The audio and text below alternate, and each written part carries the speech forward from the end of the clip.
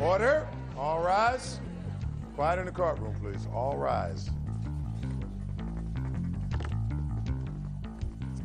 Now, this is case number 417 on the calendar in the matter of Kirtley versus Mosier. Parties have been sworn in. You may be seated. Sir, have a seat, please.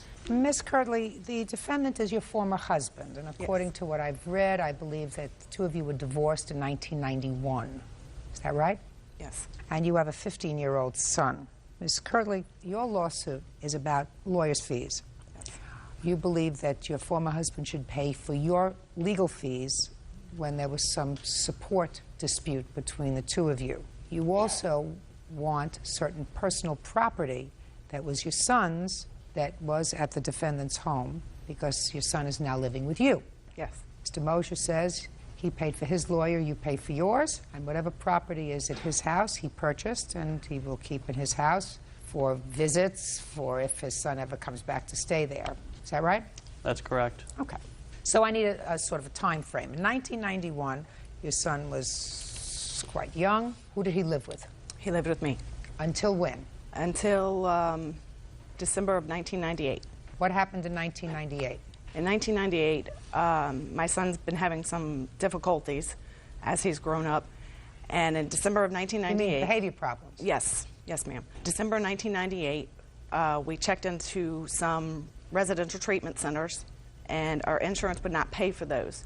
So at that time, we decided with Mr. Mosier and his wife that my son would go up there, up to Maryland to live with him.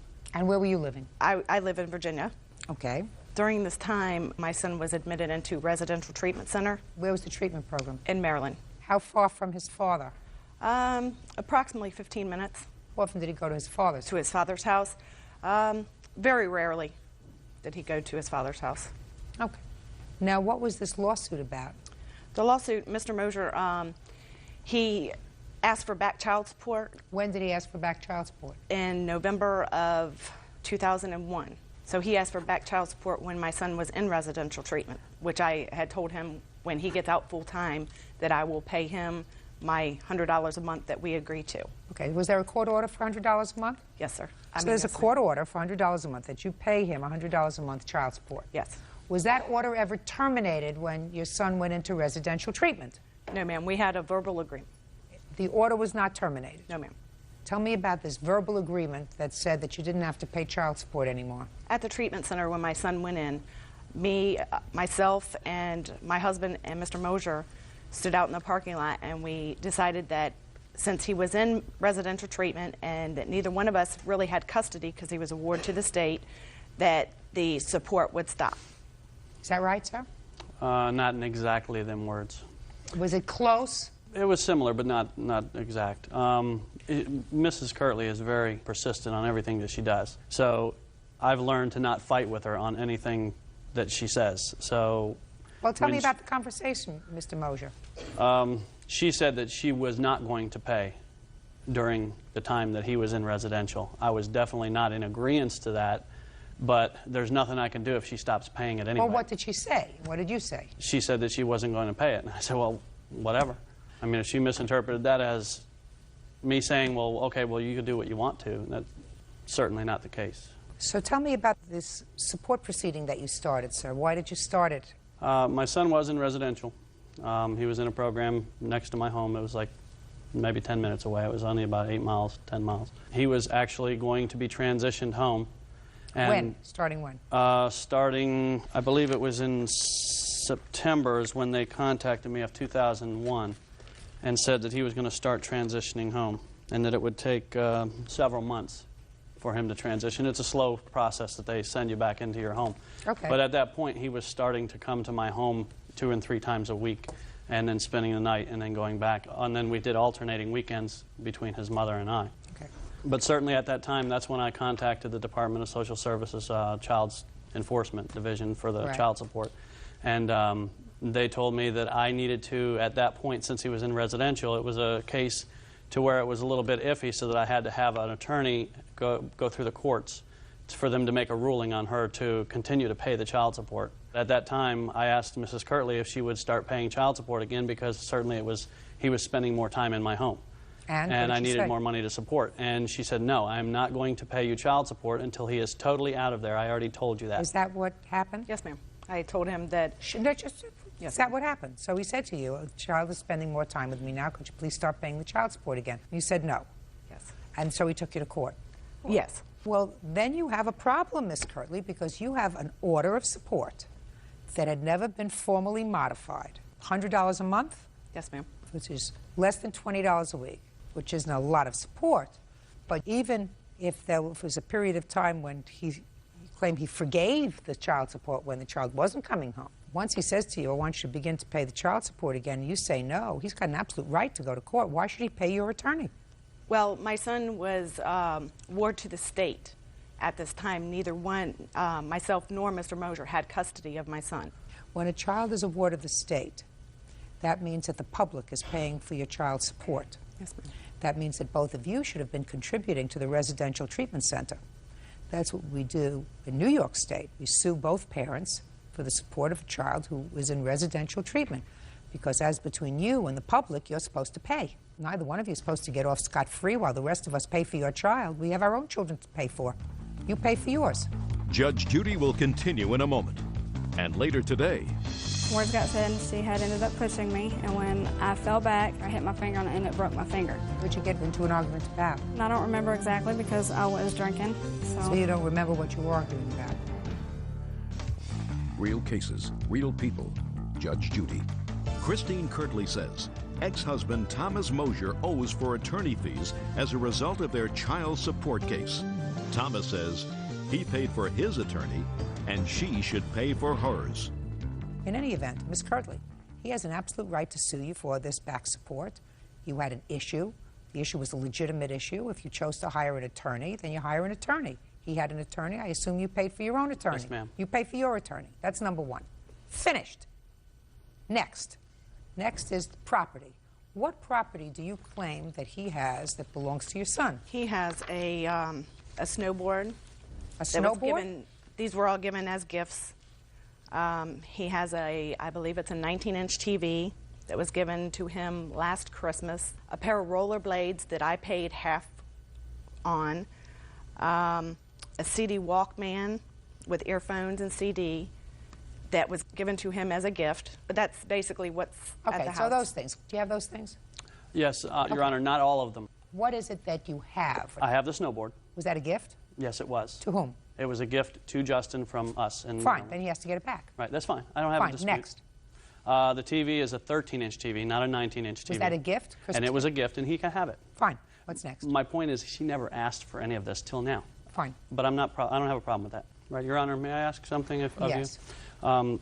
Since she never asked me for any of this previous to this, is there any way that you can order? I don't have a problem with her coming and getting them. Right. But why should I have to drive down there and drop them off? No, you shouldn't have to. Right. Do you have a house that you can pack them up and put them on the porch or something? Well, actually, I can contact her. She can contact me. I'll get along with her fine. As long as she meets me at a mutual point right off the Beltway where she can Fine. pick him up, that's fine. 5 days from today. That's fine. What time? 12 noon? Absolutely. Satisfactory? Yes. Fine, very good. Do you visit with your son? Does he visit with you? No, he chooses not to. I've tried to contact him, but he refuses my calls. Okay, well, he'll come around. Thank you, that's all. Parties are excused. You may step out.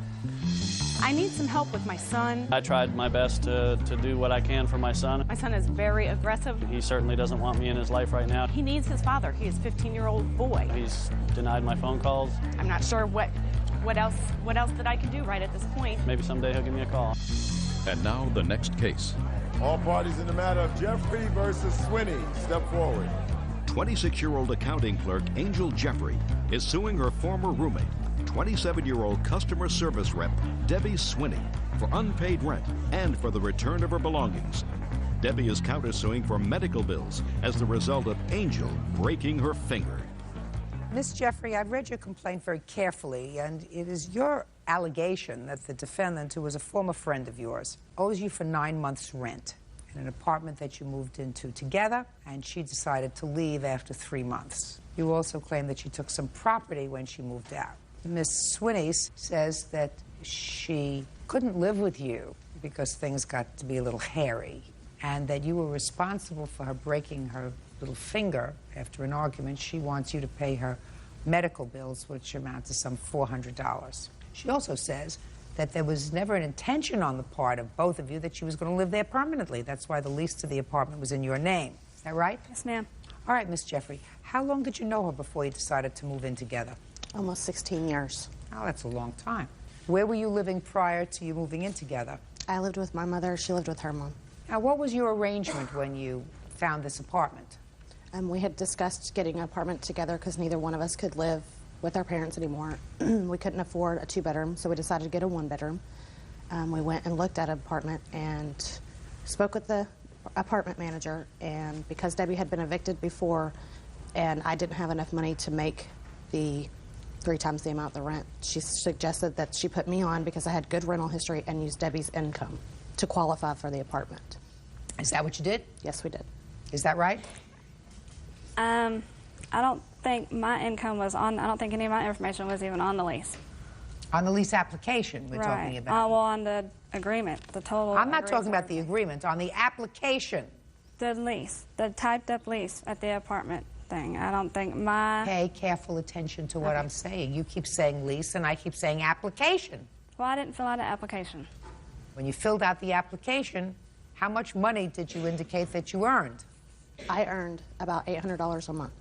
How much was the rent on the apartment? $475. And how much did you put down on the application for the lease that you earned? It was about $1,800 combined. Okay, go ahead. Okay, so we moved into the apartment, and about 2.5 months later, she told me that she was looking for another apartment. Did she say why? No, she didn't tell me why. Had you been getting along? As far as I know, I didn't think there was any problems. Now, this is a 1-bedroom apartment. Where did you sleep? I had my bed in the bedroom. Debbie didn't have a bed. We borrowed a bed from my witness, and we used it in the living room as a couch, and that's where Debbie slept until she could get another bed to put in the bedroom. Was that what you were going to do? Another bed wouldn't fit in the bedroom, but I just stayed in the living room, and I was going to stay in the living room if I had stayed in the apartment.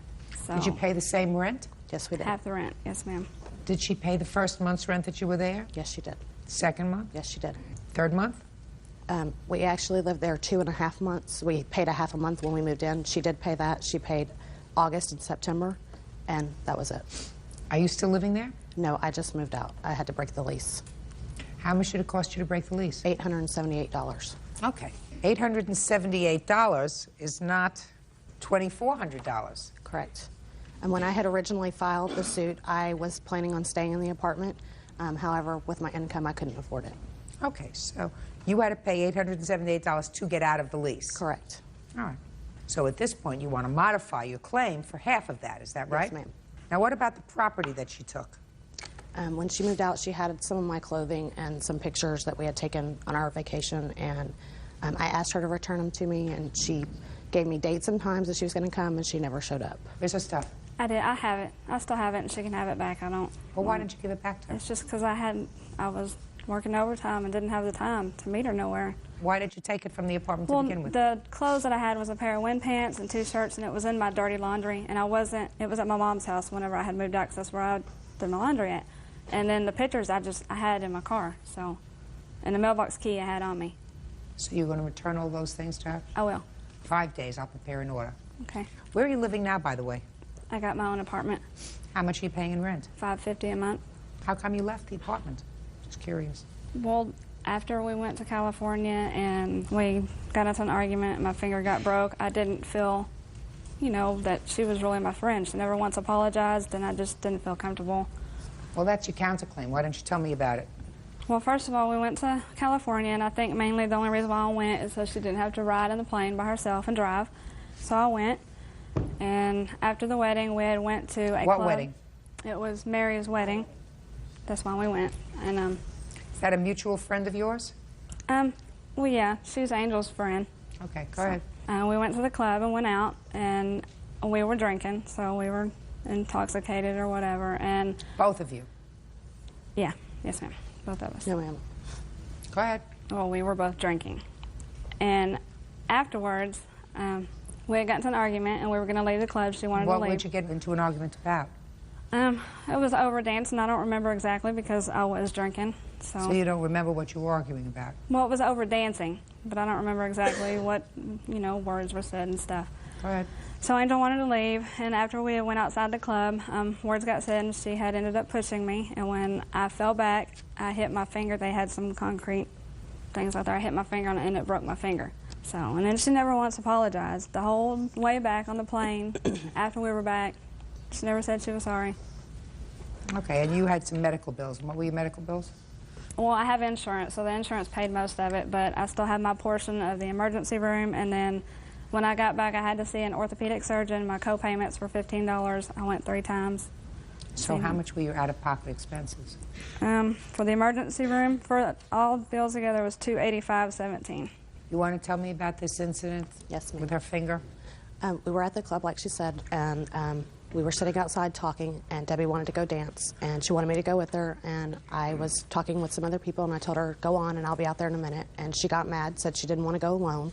And I told her she wasn't alone. There was other people out there, and other people out on the dance floor.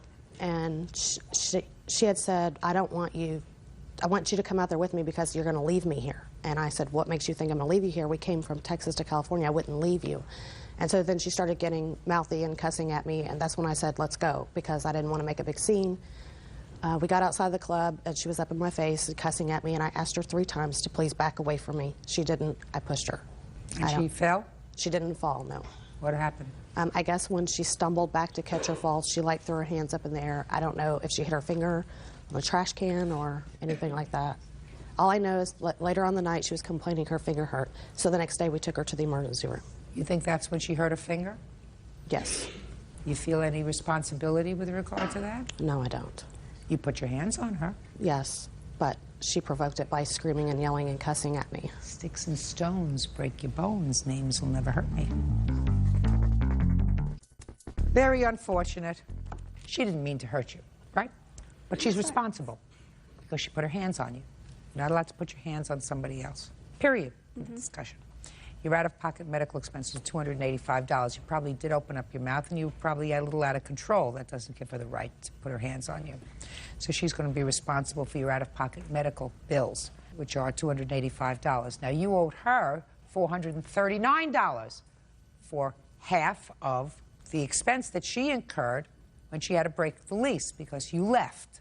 And I believe that there was an arrangement between the two of you that you were going to spend 12 months in this apartment. I also think that you don't have to stay in the apartment with somebody who didn't do the right thing with regard to your broken pinky. So I have what? I also have utility bills and stuff that she never paid. I have deducted $285 from the $439, and that leaves $154 if that's what you're entitled to. With regard to the property is to be returned within 5 days, the property that you took by accident. That's all.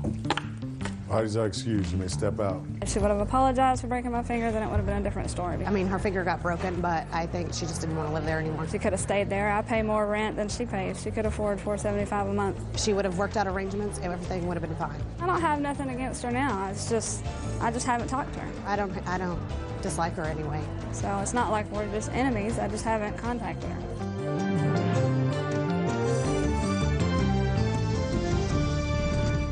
23-year-old construction worker Joshua Nave for biting off part of his ear. Joshua says Vincent pulled a gun, and he did what he had to do. Order. All rise. Now, this is case number 303 on the calendar in the matter of Macklin versus Nave. Parties have been sworn in, Judge. You may be seated. Ladies, have seats.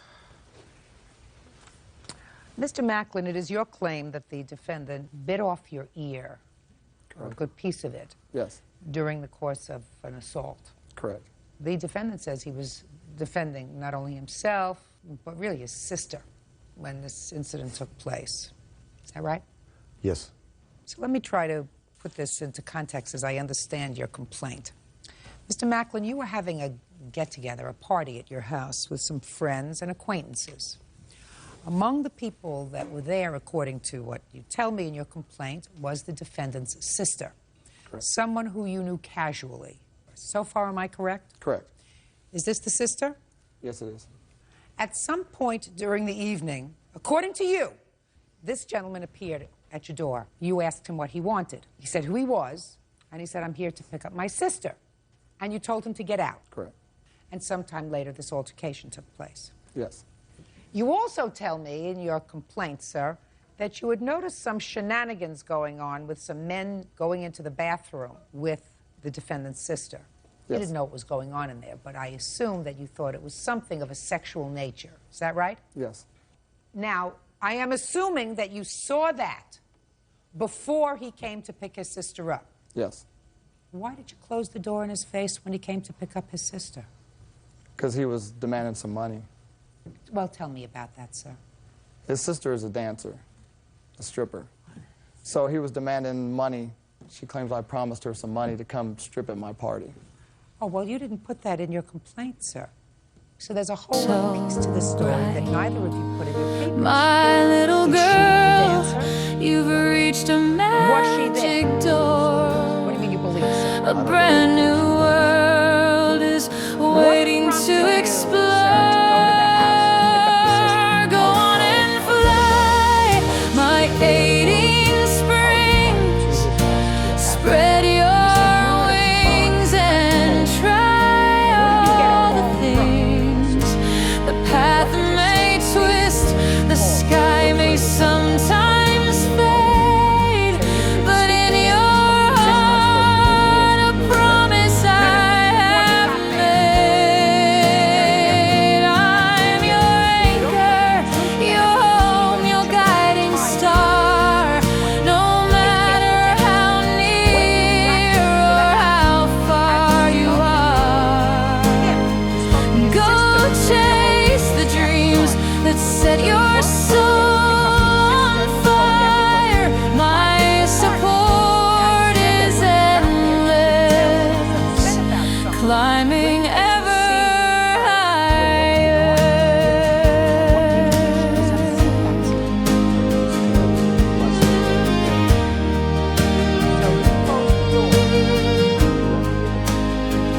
You'll make mistakes, darling, that's how we learn.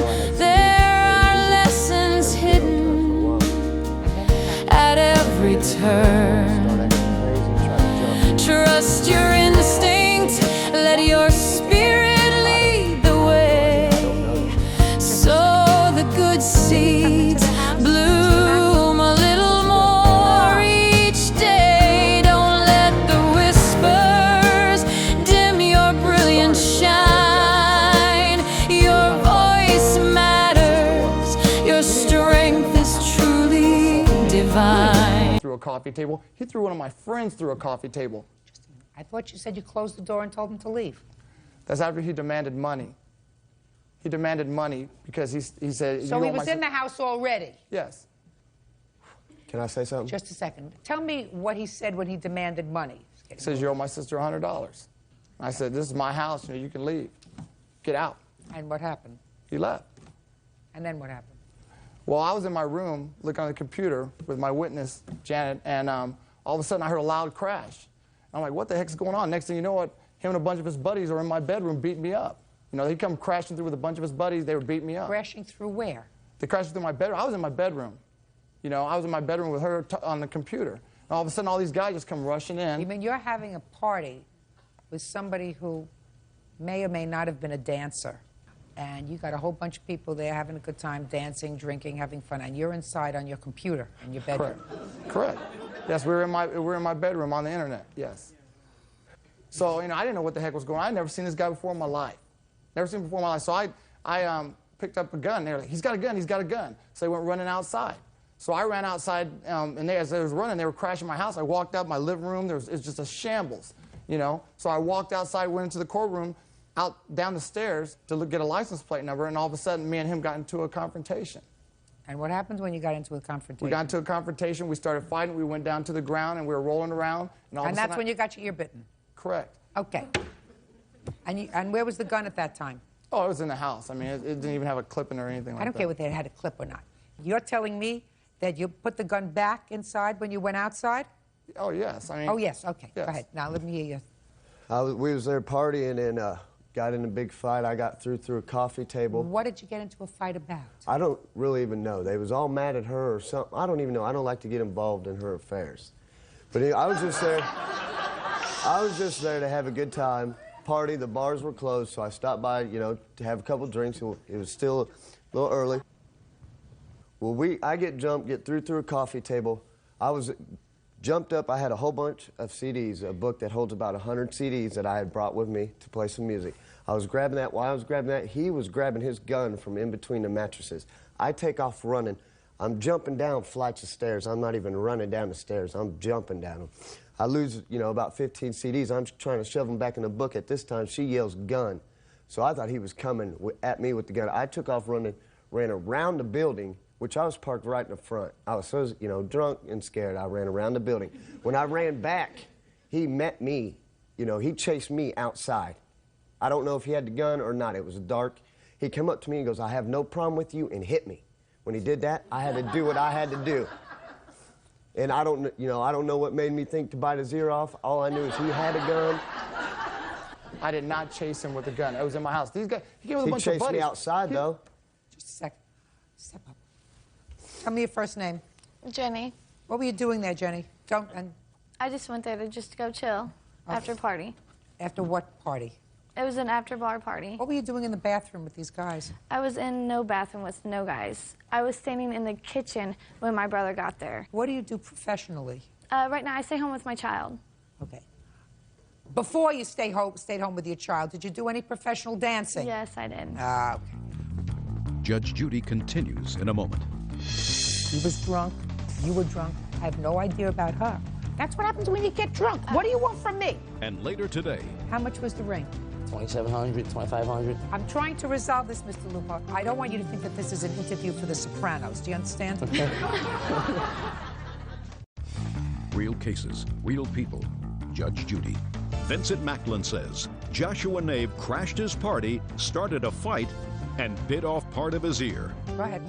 Can I show you this? It says right here, it's a police report where he says the victim stated, which is him, that he was very drunk. And the incident would not have happened if he wasn't so drunk. So were you. No, I was not that drunk. You just a second. You just told me. I said I have been drinking. No. That's not what you said. Okay. That's not what you said. You said you ran outside. You ran the wrong way because you were drunk and well, I was scared. Scared, yeah. No. You said drunk and scared is what you said. He was drunk. You were drunk. I have no idea about her. That's what happens when you get drunk. What do you want from me? What do you want from me? That's what happens when you have a wild drinking party at your house. But I was at my house. I don't care if you were in your house. He came to my house with his buddies and jumped me. No. He's not saying that his buddies were there. Listen to me. You let him into your house.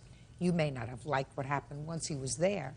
I don't know what was going on. Everybody was drinking, brawling. Everybody was, who knows what they were doing in the bathroom, in the kitchen. Party. Listen to me, sir. You let him into your house. You had too much to drink. He had too much to drink. You picked up a gun, licensed, I'm sure. Is that right? Yes, the police officers have all this on record. Good. He takes off. You take off after him. He doesn't know whether you still have the gun. Confront each other according to you. And the fight was on. He's not telling a vital part. He had a bunch of buddies with him. He brought a whole gang of guys that started ruining my house. He didn't get thrown through. He threw my buddy through a table. You just told me you ran out after him to get a license plate. Because That's what you told me. Yes. And you had already, in your bedroom, picked up a gun. He was fleeing. You had not been injured up until that point. Is that correct? The gun never left the house. He brought a gang of people into my house. If someone comes to your house and invades your house... Macklin, call the police. I couldn't. They were beating me up. They were beating me up, and they threw a friend of mine through a glass coffee table. Listen, Mr. Macklin, I wasn't born yesterday, sir. You just told me 2 seconds ago that you were inside with this young lady in your bedroom playing on the computer, on the internet. Correct. In the same moment that you was playing on the computer on the internet, you go into your bedroom, you call the police, and you say, a group of people have just invaded my house. That's not the way it happened. He came crashing through the bedroom. He came through with his buddies and started beating me up. You're going to have an answer for everything. You're not going to have an answer for me.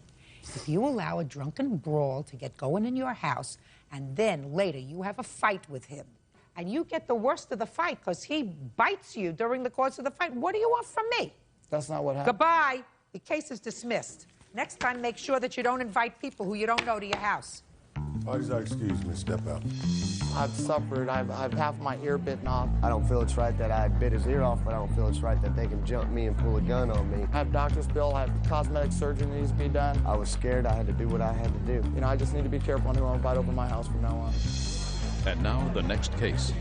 All parties in the matter of Hustava versus Lupo, step forward, please. 21-year-old accountant Nicole Hustava is suing her ex-fiancé, 26-year-old mechanic Christopher Lupo, for his share of a wedding that never happened.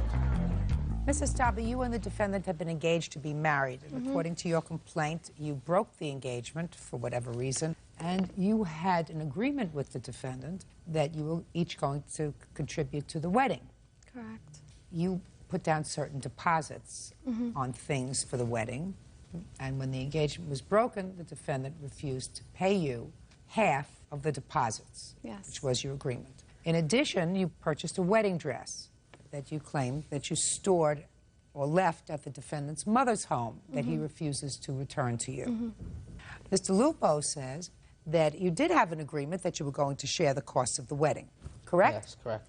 But when you broke the engagement, you kept everything. I don't know what everything is. And in addition, you kept the engagement ring. Correct. So he's not paying for anything, right? Exactly. Okay, so you really want the engagement ring back, right? Yeah. Yes. You're a quick learner. Did you want your dog? No, she could keep it. Just the point, like, if I wanted to take it back, she wouldn't have gave it to me anyway, but, you know, she can keep it. Mr. Lupo, do you want your dog? The answer is no, she could keep the dog. She could keep the dog. But you want your personal items back? Yes.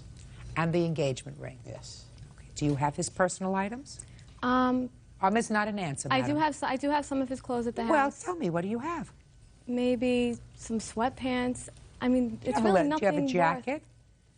I didn't see the leather jacket. I did look for it, and I didn't find it. Now, where's the engagement ring?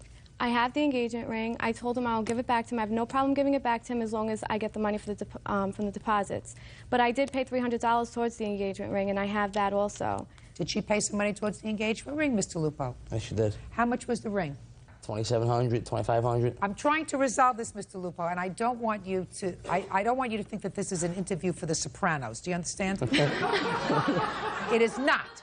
It is not. So we're going to try to behave like this is a courtroom, and this is a serious piece of business. She has the receipts. Mr. Lupo, do you understand what I'm saying to you, sir? Yes, I do. Yes, you do, because I'm sure that you don't talk the way you're talking to me if you go and you're talking to a priest. Do you understand?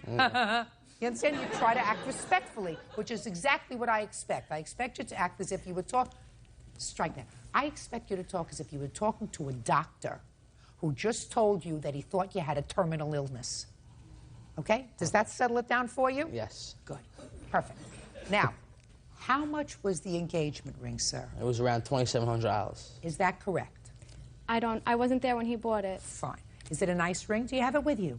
I don't have it with me, no. Fine. $2,700. And she gave you $300 towards the ring? Yeah, because she wanted to change the diamond. Yes, that's right. Yes. Yes.